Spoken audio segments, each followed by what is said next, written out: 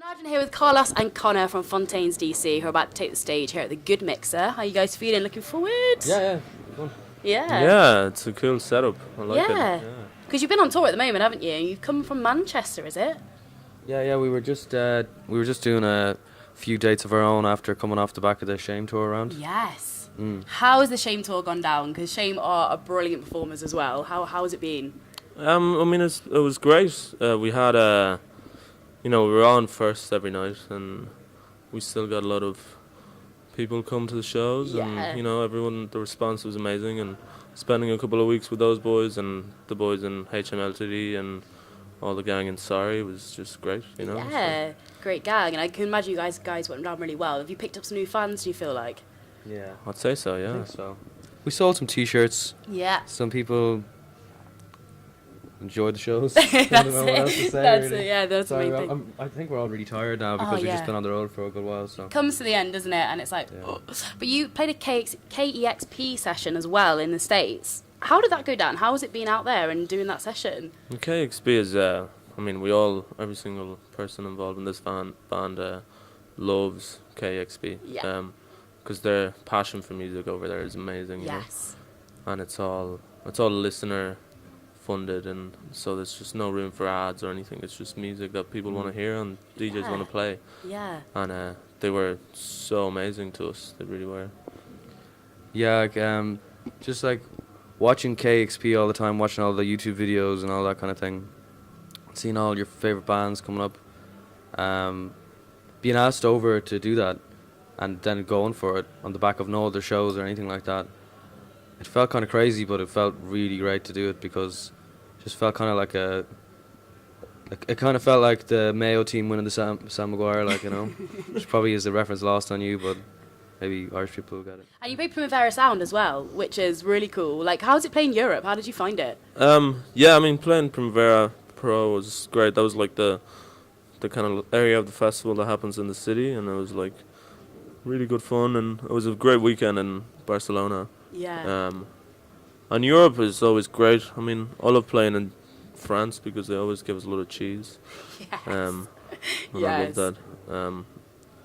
And yeah, we've done a lot of dates around Europe this kind of half of the year, and it was all like pretty cool. Yeah.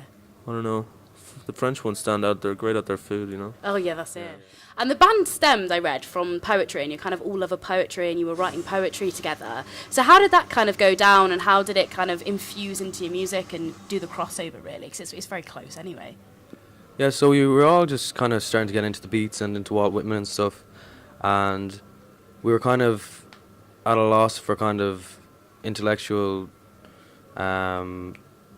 fulfillment, I suppose. Mm-hmm. So we were kind of meeting up with each other and talking about these poets and getting into them and drinking pints and, I don't know, probably talking a lot of shit, but I mean, we decided to do a DIY poetry book, all of us together. Yeah. And just doing it and making it and putting all our poems together, all together collaboratively, just felt so good, and it felt so genuinely artistic, I suppose. So exciting. And really exciting. And just to do that, like, that's kind of like the start of the band in a way, I guess, Yeah. And like the real genuine appreciation for poetry. Well, we feel like it's a real genuine appreciation for it. We do love it, like. Yeah. Does transfer to the music, I think. Well, poetry is punk in my eyes, like, especially some of the spoken word stuff. Like, I find like in Checklist Reckless, you've got that kind of spoken word flow in there at the beginning, and it's quite hypnotising in that way. So it's quite nicely kind of infusing it into your music, and it comes across really nicely. Yeah, for sure. I mean, what you said, poetry is punk. I mean, if you look at John Cooper Clarke, you know, I mean, he's legend. He is obviously like a punk. The Don, yeah. And he's a fucking hero. Patti Smith. Yes. As well, yeah. I mean, Yeah. but I mean, even Leonard Cohen, he might not think he's a punk, but he is. Yeah, well, this is it. Yeah, it's all about the delivery, isn't it? And Yeah. Bob Dylan is a punk. He is, yeah. Electric Dylan. Yeah. That's pretty punk, electric. like. Yeah, the electric era, definitely.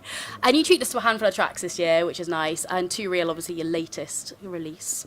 How did the music video go down for that? Because I'm curious about these ping pong eyes. Like, how did that go down? Because it looked like some skillage on the old eyes. Some skillage on the eyes. What's Skillage. Like skills and keep it on your eyes, but said in a different way. It was makeup glue. It was eyelash glue. Was it? Yeah, they put Yeah. eyelash glue on. Yeah. to keep them on, and then at the very end we had to just go like this low to get them off. Yeah. Yeah, we had to like, we were like blind for 2 hours with the eyes. Yeah, we had to leave them on for ages. But Yeah, so we were in a pub. What was the Kingsland? Kingsland in Dalston or is it Hackney? Hackney? I have no idea. Yeah. Somewhere. Yeah, so we had to like, we shot there and we just had these eyes in the ping pong balls in our eyes and just couldn't see it all for 2 hours, and then we just had to be like guided to the next part, you know. The director was just like holding our hands. So weird. Yeah. I mean, it was really like a novel experience for us, but like, jeez, really gives you appreciation for sight. Yeah. I can imagine. I just read the Day of the Triffids, and that all happens in London, and everyone's blind, you know, and I just felt the same. I literally just finished it, and then relate to this right now. yeah, and then I just got into London, and suddenly I was blind for hours, and I was like, I'm in a pub, and there's so many scenes of people trying to find drink in the shelves, can't see, you know. You can't really explain that, can you? What have you been doing? Well, I had ping pong balls in my eyes, but Were you paro then when we went down to the river beside all the plants? Yeah. But it's nice that all your tracks like are quite textured. Like I found Rocket to Russia very kind of like very. God. Is that one of the first? Yeah. It's the inside for the first one. Like, Yeah, but I don't know. It has like a vinyl feel that it feels like you're spinning it on a vinyl, even though you listen to it on Spotify. That's what I felt. Yeah. Like. Oh, cool. Yeah, it had that a really retro feel to it. I think it's quite nice. I mean, we started as a rock and roll band. That's all we played at the start. We wrote so many songs that were just that formula. You know? Oh yeah, 3 chords. Yeah. Surfy. You know, Straight keep it up beat. simple. If it's over 2 minutes long, it's our long song. Yeah. Yeah. But that It's taught really us fun, everything though. we needed to know about, you know, being a band past that straight up rock and roll, you know. Yeah, that's it. That's what it's all based on, you know. But that's so it. But you can see your development over the year, and it's nice that you've given us a lot of tracks like that, so we can see your kind of development as a band. I think that's been really exciting. Yeah. And you've been working with Dan Carey, I did read, on your new album, which sounds really cool. And he's worked with like Back for Lashes and Block Party. So how has it been working with him? Oh, he's great. He's just such a brilliant way of problem solving and stuff, and he really understood. When we got to form a language with him, and he kind of figured out how we thought about different things. I know that sounds really vague, but it's hard to kind of make it vague enough to answer your question and not just go into specifics, you know what I mean? Yeah. But it was just a great experience, and he has so many cool little devices and gadgets like the Swarmatron, which is just this really crazy instrument. It looks like a briefcase, a big wooden briefcase, and you open it up, and to turn it on, you need a key. You turn it on, you tune it with a screwdriver, and it just sounds like this crazy synth, and it's just amazing. Like there's only like 30 of them in the world. What? And you put them on the tracks? Is there some cheeky ones in there? Yeah. Yes, watch this space. it's in Too Real, that the Swarmatron. Oh, is yeah. it? And it gives like this really swelling kind of feeling. Yeah. Nice. Oh, that's good. So we can expect quite a bit from this album. That's going to be really exciting. So when can we see this album? Is it going to be sometime next year? Sometime next year, yeah. I don't know. Don't think there's a date set, but No. definitely before the summer. Yeah. Yeah. I mean, I just can't wait to get it out and just get it out of the way, really. Yeah.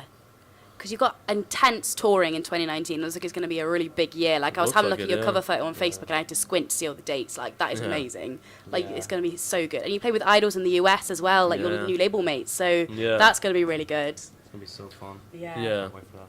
They've been, you know, since we met them before we signed to the label, and we were just booked for a show with them in Brussels. I met them there, and they were just the loveliest people, you know. And I mean, their music is great, and they're just amazing people to just spend time with. And then we've just been kind of like, you know, meeting them in different countries and different cities over the summer. Yeah. And every time you see them, it's just so nice. So can't wait to spend a month with them. Yeah. Doing that whole tour.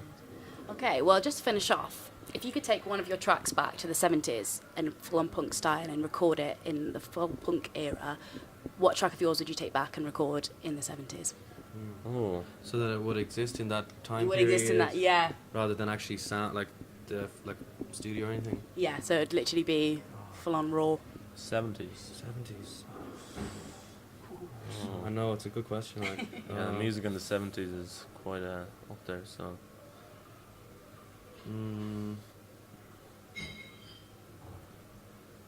I mean, if we did Sha Sha Sha, Sha Sha Sha, yeah. Sha Sha Sha would be For great. sure, yeah. Because we get that 70s drum sound. Yeah, for which sure. Would be, Sha Sha which Sha. would be really good. Recorded in the studio in Berlin. Yeah, Hansa. Yeah. Yeah, in Hansa. Yeah. And sure. Yeah, with Dan Carey. Yeah, of course.